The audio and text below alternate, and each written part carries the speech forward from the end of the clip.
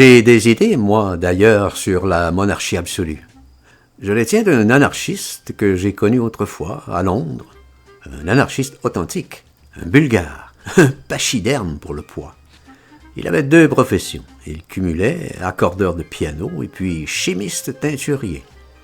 Je l'écoutais religieusement. On l'appelait Borochrome. J'étais qu'un petit jeune homme pas très affranchi à l'époque. Je l'admirais énormément. J'étais facile à mystifier.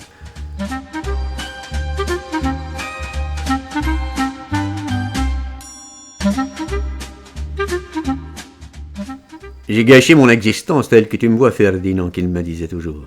J'aurais voulu être, moi, le roi, tu vois, d'un immense, puissant royaume. Et puis que tous mes sujets, tu m'entends, tous, sans aucune espèce d'exception, ils m'auraient tous haï à la mort. Ils n'auraient pensé qu'à cela. Me faire la peau, me résoudre, semaine et dimanche. Ça les aurait réveillés en sursaut, une idée pareille. Ils auraient ourdi, comploté sans interruption contre mes jours. Chaque fois que je serais sorti de mon château magnifique, dans mon carrosse de grand gala, il me serait tombé sur la gueule quelque chose comme affreuse bombe, des pluies, mon ami, des averses, des déluges, des plus terribles grenades, des fulminants de tout calibre. Je n'aurais jamais survécu que par miracle, par l'effet de tout un subtil agencement, de tout un concours de prodigieuses circonstances. J'aurais été de mon côté royal, plus fumier encore, si possible, que tous mes sujets à la fois. Absolument sans pitié, sans parole, sans merci. J'aurais gouverné cette masse haineuse encore plus haineusement et absolument solitaire. Par la menace, les exécutions, l'outrage et le défi perpétuel. À l'abri de ma formidable citadelle, j'aurais imaginé sans répit d'autres insultes, d'autres forfaitures, d'autres outrages. Encore, toujours plus abominables. Pour navrer mes odieux sujets, d'autres moyens de me rendre toujours plus abject, plus démoniaque, plus implacable, plus impopulaire. Ainsi, je les aurais définitivement fascinés. Jamais je n'aurais eu de ces gestes de clémence, de faveur, d'abandon qui vous discréditent un tyran mieux que 100 000 pendaisons. Je n'aurais pendu, moi, que les tendres, les compréhensifs, les pitoyables, les évangéliques, les bienfaisants de tout poil. J'aurais organisé d'immenses concours de rosiers et de rosières pour les fouetter tous et toutes ensuite à mort, devant toute la populace.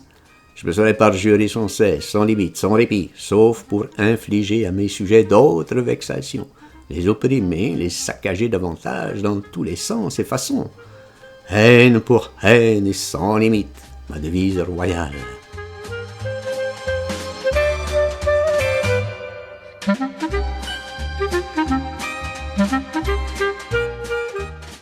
J'aurais vécu tout seul, campé sur les revenus de mon immense trésor, retranché dans mes carrosses de grand gala. Je les aurais tenus, mes abominables sujets, angoissés, haletants, attentifs à mes moindres gestes, toujours aux aguets sous le coup d'une nouvelle iniquité, cela pendant toute la durée de mon règne. Jamais un seul jour ne se serait passé sans quelque horrible déni de justice, quelque atroce méfait royal, l'écartèlement d'un juste, l'ébouillantage d'un innocent. Ce peuple ignoble, le vois-tu, toujours fébrile, délirant de fragile, fugace espoir de me réduire très prochainement en bouillie, en pâté sanglante sous les débris de mon magnifique carrosse. Mon règne aurait été de cette façon, j'en suis certain, exceptionnellement réussi. Le plus heureux en vérité de tous les règnes, de toute l'histoire, sans guerre, sans révolution, sans famine, sans banqueroute. Ces calamités n'affligent en effet les peuples que parce qu'elles sont très longtemps à l'avance désirées, amenées, préméditées, pensées, mijotées par toute la rumination des masses. L'oisiveté sadique, ruineuse des peuples. Mes sujets sur-haineux n'auraient jamais eu le temps, eux, de penser à ces sottises, à ces catastrophes. Je les aurais bien trop occupés par mes inépuisables trouvailles, mes infernales vacheries. Ils se seraient bien trop passionnés sur la meilleure, prompte manière, la plus effroyable de me réduire en cailloux, en marmelade de viscères. J'aurais fait, moi, leur monarque, l'accord de toutes les haines de mon royaume. Je les aurais centralisés, magnétisés, fanatisés sur ma propre royale personne. Voici le seul moyen royal, Ferdinand, de véritablement régner, gouverner. Ah, Ferdinand, ma vie eût été alors autre chose, une destinée merveilleusement utile, tandis qu'à présent, tu vois, je parle, je me gaspille comme je peux.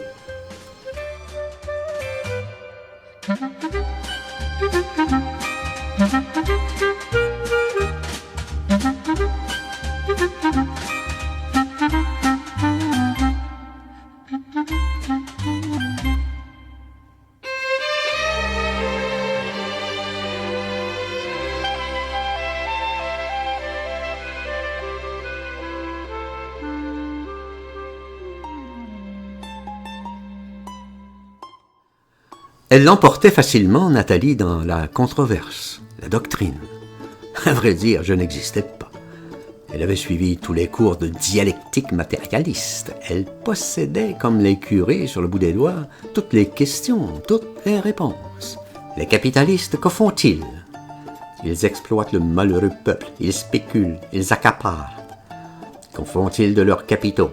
Ils agiotent encore et toujours, ils trustent les matières premières, ils créent la rareté. Que font-ils de leur fortune? Dorment-ils chaque nuit dans 3 lits? Possèdent-ils 14 maîtresses? Se promènent-ils à la fois dans 18 automobiles? Habitent-ils 22 maisons? Se gavent-ils 17 fois par jour? Des mets les plus fécondés? Que font-ils en définitive de tout ce terrible pognon qu'ils extorquent à l'écraser, courbé, gémissant peuple? Ça ne troublait pas Nathalie, ces petites astuces. Il se passe tous les caprices. Voilà ce qu'elle avait trouvé. Du coup, je la possédais. Je reprenais tout l'avantage. Elle était collée, malhabile sur la question du caprice. Caprice, pour elle, c'était un mot, rien de plus. Elle n'en avait jamais vu des caprices de capitaliste. Elle était bien incapable de me définir, de me citer un bon exemple de caprice. Je la mettais en boîte avec son caprice. Je la faisais enrager. Un jour quand même, sur la fin, elle a demandé « Pousse ». Ça l'intriguait que je lui raconte ce que c'était vraiment un caprice. J'ai cherché un bon exemple pour qu'elle sache dorénavant quand elle parlerait aux touristes. Voilà, j'ai dit, écoute-moi bien, je vais t'affranchir, ma mignonne. J'étais tout jeune à l'époque, ça se passait à Nice, vers 1910. Je faisais le livreur pour la saison chez un bijoutier très fameux, M. Ben Corem, boulevard Masséna. J'avais tout à fait la confiance de mon patron, Ben Corem, le joaillier des élégantes et des grands cercles et du casino. Mes parents si pauvres, mais si foncièrement honnêtes, avaient juré sur leur vie que je ne ferais jamais tort d'un sou, qu'on pouvait me confier des trésors. En fait, on m'en confiait souvent, c'était pas des mots. M. Ben Corem m'avait tout de suite mis à l'épreuve, et puis ne voyait plus que moi pour me confier ses diadèmes, ses parures les plus mirifiques, ses sautoirs de plusieurs mètres. Je me tapais plusieurs fois par jour la grimpette du mont Boron vers les palaces de la côte, surchargée à plein écrin de gemmes en pagaille, d'or, de platine et de rivières, pour le choix des élégantes, des plus grandes cocottes de l'époque, aux lubies d'une clientèle high life, la plus extravagante d'Europe, des cercleux les plus fantasques, des reines du boudoir. Dans mes poches, fermées par épingles de nourrice, je promenais dans une seule journée plus de richesse qu'un galion d'Espagne retour du Pérou. Mais il fallait que je fasse vinaigre, que je droppe drôlement dans la côte, pour revenir au magasin le plus vite possible. J'avais encore un autre travail également de confiance, auquel M. Ben Corem tenait aussi essentiellement.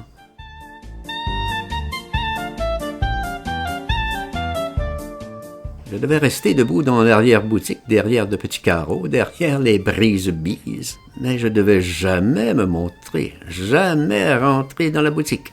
C'est moi qui surveillais les mains des clients et des clientes. C'était ma consigne, épier les moindres furtifs gestes. Surtout les furtifs gestes. Les poignes. Pas quitter des yeux les poignes, jamais. Voilà. C'est délicat pour un vendeur, quand on réfléchit, d'observer comme ça les mains. Il peut pas tout faire, il doit rester, lui, tout sourire. Il doit faire le joli cœur au-dessus du guéridon, tout prévenant, tout désinvolte. Il doit pas loucher vers les pognes. C'est pas une manière. C'est moi le bigleur, le lynx.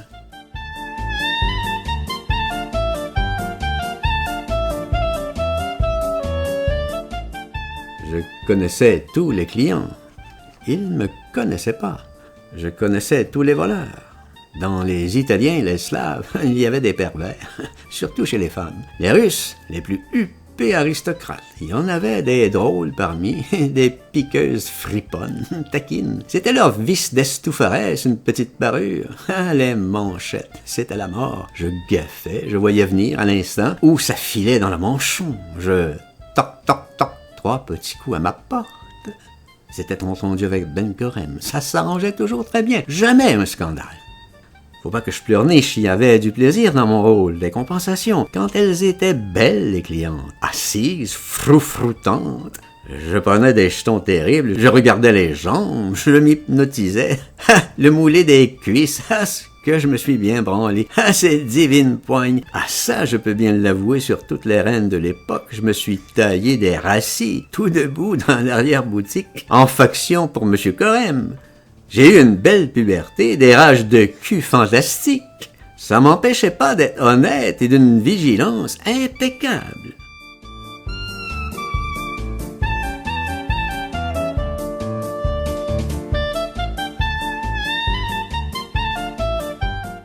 Pour toute cette confiance, cet alpinisme aux livraisons, cette lynxerie préventive et puis le ménage de la boutique, ouverture et fermeture avec le garçon, je gagnais 55 francs par mois. Avec les pourliches, j'arrivais très bien, sauf les tatanes. J'avais du mal à cause surtout du Mont-Boron, des pentes de cailloux terribles, que je m'arrachais toutes les semelles. Elles me faisaient pas 15 jours, mes chaussures, tellement je me poulopais. M. Ben-Curem a compris à la fin, c'est lui qui me faisait ressemeler. Nous avions dans la clientèle un grand personnage merveilleux. Pas un voleur du tout, celui-là. Au contraire, un vrai prodigue, le propre oncle du tsar, le très grand duc Nicolas Nikolaïevitch. Il est facile à se souvenir, ne serait-ce que par la taille. Il faisait au moins 2 mètres. C'est lui, cet immense qui a perdu la guerre en définitive et les armées russes. Ah, j'aurais pu leur annoncer déjà en 1910 qu'il allait tout perdre. Il ne savait jamais ce qu'il voulait. Un tantôt, comme ça, il est entré dans la boutique. Il était pressé. Il fallait qu'il se baisse pour franchir la porte, le cadre. Il se cogne. Il n'était pas content. Il s'assoit, il se tâte. « Dis donc, qu'il fait, bonne Corem, je voudrais un cadeau pour une dame. Il me faut un bracelet. » Vite, on lui amène les objets, des plateaux entiers. Il y en avait pour des fortunes. C'était pas du toc chez Corem. Il regarde. Grand Nicolas. Il trifouille, il examine. Il ne pouvait pas se décider. Il se relève ses 2 mètres. Il va pour sortir. Au revoir. Bing! Il se recogne dans le haut de la porte. Ça le fait rebondir à l'intérieur. Il s'assiste. Il se retâte le crâne. Il avait mal. Tenez-moi tout ça, Corem. À pleine poigne, alors il fauche tous les bracelets sur la table. Il s'en remplit son par-dessus, plein ses poches. Là, qu'il fait. Maintenant, montrez-moi les porte-cigarettes. On lui passe tout le choix sous les yeux. Il reste abruti devant un moment. Toutes les boîtes en or, les sertis diamants. Après, il les ouvre toutes. Il les referme sec. Il s'amuse à les faire claquer. Ploc, plac, ploc, plac, ploc. Puis ça l'agace. Il rafle tout l'assortiment, 2, 3 douzaines. Il force le tout dans ses poches, en plus des bracelets. Il se lève, il se dirige vers la porte. « Sire, attention, la tête !» Ben-Corem, il a bondi. Le grand-duc s'incline avec le sourire, il passe, mais là, sur le seuil, il se ravise, il pivote brusquement demi-tour, il va rentrer dans la boutique. Boum! Il se refout un grand coup dans le chambranle. Il se tient la tête à 2 mains, il recule. « Corem, vous enverrez votre note à Saint-Pétersbourg, à mon neveu. Il choisira là-bas, lui, là-bas. Ça vaudra mieux, ça vaudra beaucoup mieux. » Voilà du caprice, Nathalie. Voilà de l'authentique caprice. Ou alors je m'y connais plus. Il faut retenir, Nathalie, ce bon exemple de caprice.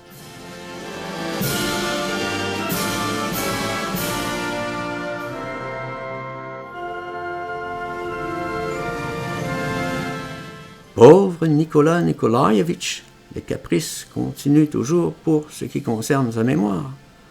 Par le fait des circonstances, son grand palais sur la Neva, il est devenu depuis 18 l'Institut pour le cerveau, l'étude des phénomènes psychiques. C'est fortuit, mais ça tombe pile. Tu vois comme la vie passe drôlement et comme le monde est petit, même pour le grand Nicolas Nikolaïevitch qui n'avait pas, lui, de tête du tout. Ça la faisait rire, Nathalie, cette petite histoire, mais modérément, elle croyait que j'allais recommencer comme pour Tratskoï Silo, me repayer une crise. Elle me trouvait retard.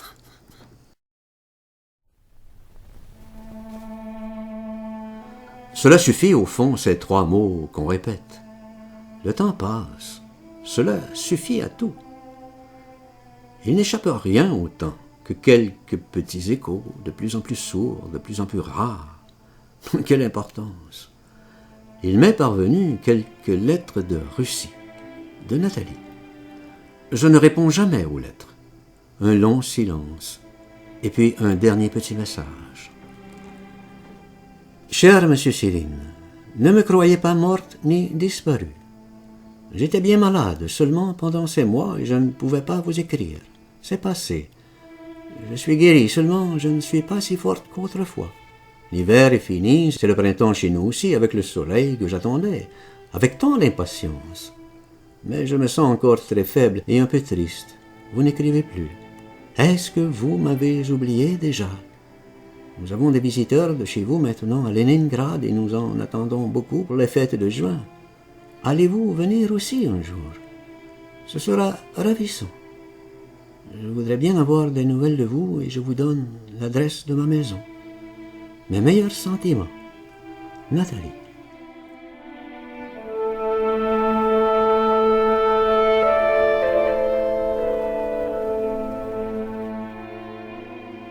Et puis voilà. Tout doucement, ils deviendront tous fantômes. Et tous. Et Jubelblatt, et Borokrom, et la grand-mère, et Nathalie, tout à fait comme Élisabeth, l'autre impératrice. Comme le Nicolas Nikolaïevitch, qui avait tant de mal à choisir. Comme Borodine, comme Jacob Schiff, qui était si riche et si puissant. Comme toute l'intelligence service et l'institut du cerveau. Comme mes chaussures ou mon boron, tout ça partira fantôme. Loup, loup. On les verra sur les landes et ce sera bien fait pour eux. Ils seront plus heureux, bien plus heureux, dans le vent, dans les plis de l'ombre. Loup, loup, dansant en rond. Je ne veux plus partir nulle part. Les navires sont pleins de fantômes vers l'Irlande ou vers la Russie. Je me méfie des fantômes, ils sont partout. Je ne veux plus voyager, c'est trop dangereux. Je veux rester ici pour voir, tout voir. Je veux passer fantôme ici, dans mon trou, dans ma tanière. Je leur ferai à tous Ouh-rou, ouh-rou. Ils crèveront de peur. Et ils m'ont assez emmerdé du temps que j'étais vivant. Ce sera bien mon tour. Et puis, ce ballet, il était prêt, j'en étais assez content. Toujours à propos de fantômes. Je le destinais à Leningrad, et puis voilà. Les circonstances, dommage, tant pis. Je vais vous lire le début de ce long divertissement, une bagatelle. Tout, je vous ennuierai. Est-ce une épopée bien plausible? Une intention très pondérable? Non.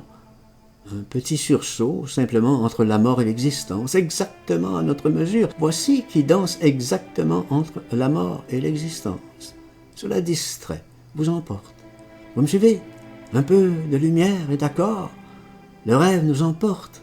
Mais la musique, voilà toute mon angoisse. Je retombe tout empêtré, musique, aile de la danse, or la musique tout coule et rampe, musique édifice du rêve. Puis encore une fois frit, si vous entendiez causer par hasard dans vos relations d'un musicien assez fragile, qui ne demande qu'à bien faire, je vous prie, un petit signe, je lui ferai des conditions entre la mort et l'existence, une situation légère. Nous pourrons sûrement nous entendre.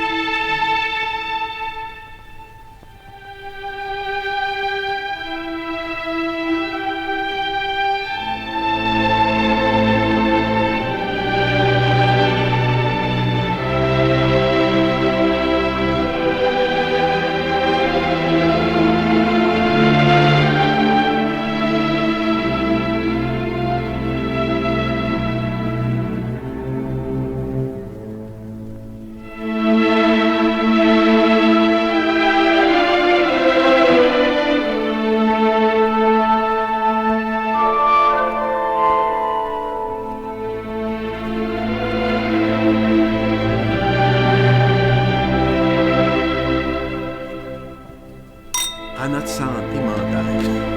Merci à vous. Ça me fait découvrir la Ah ben, en même temps, c'est ça le plus extraordinaire, c'est qu'on le découvre en même temps.